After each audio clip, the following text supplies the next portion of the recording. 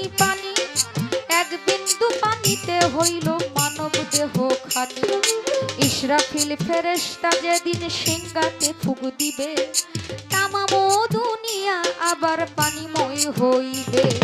40,000 বছর থাকবে পানিময় হইয়া, কুদরতে এক বাতাস আল্লাহ দিবে রে ছাড়িয়া।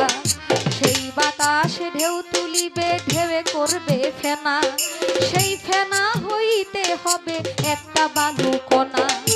একটা বালু হইতে দেখো 70 বালু হবে। 70,000, 70 হতে 70,000 বাড়িতেই থাকিবে।